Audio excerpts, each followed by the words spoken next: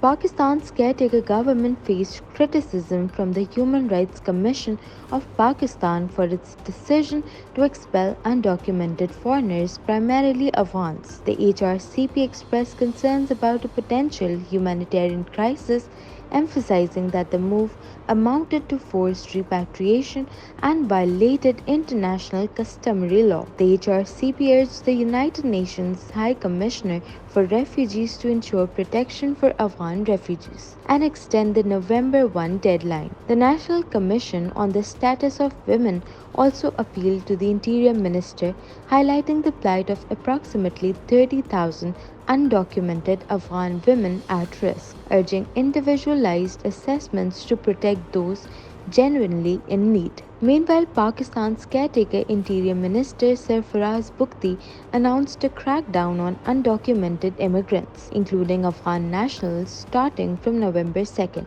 The government stated that voluntary return options existed until November 1st, with nearly 100,000 illegal Afghan immigrants already leaving voluntarily.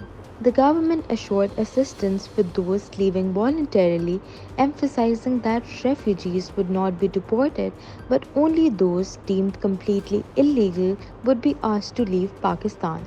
Israeli forces are engaged in fierce battles with Hamas fighters deep inside the Gaza Strip, resulting in dozens of casualties. The Israeli army's use of white phosphorus in an attack in South Lebanon on October 16 has been condemned by Amnesty International as indiscriminate and unlawful, calling for an investigation into the incident as a potential war crime. Meanwhile, UNICEF has sounded the alarm on the increasing number of child deaths in Gaza since October 7, describing the situation as Gaza turning into a graveyard of children. The organization emphasizes the urgent need for an immediate ceasefire and humanitarian access, pointing out that children are dying not only due to airstrikes but also because of a lack of essential medical care. Additionally, the World Health Organization chief expressed deep concern about Israeli attacks occurring near Gaza hospitals, particularly around the main cancer facility. The WHO chief stressed the critical importance of protecting healthcare facilities in Gaza, especially considering the vulnerability of cancer patients who require urgent medical attention. In the past 3 weeks, the Israeli military campaign in Gaza has claimed the lives of more children than the annual child mortality rate in armed conflicts worldwide for the last 4 years, according to Save the Children. Gaza's health authorities report over 3,000 children killed since October 7. Save the Children's report highlights the hindrance of self-determination due to decades of conflict, military occupation and blockade in Gaza, leading to increased vulnerability among Palestinian children.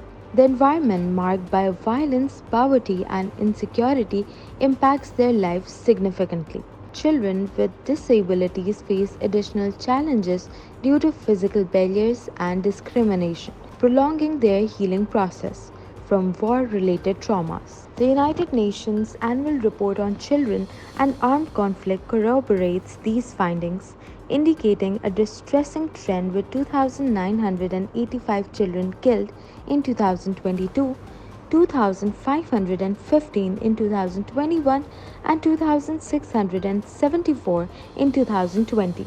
In 2019, the UN documented 4,019 children killed in global conflicts, underscoring the urgent need for peace and protection of children's rights. In a recent press conference, Pakistan's caretaker government defended its decision to raise fixed monthly charges and consumer rates for natural gas, citing the move as crucial to easing the fiscal deficit. Energy Minister Muhammad Ali explained that due to a decade-long gas shortage and increasing reliance on imports, foreign exchange reserves has dwindled, forcing the country into more borrowing. The minister emphasized the need to curb circular debt, which had soared to 2,100 billion rupees, and highlighted the introduction of a progressive pricing system. Under this system, 57% of the population deemed as the protected category would not be significantly impacted. Additionally, a 384 billion rupees gas subsidy was announced for domestic consumers, tandoor,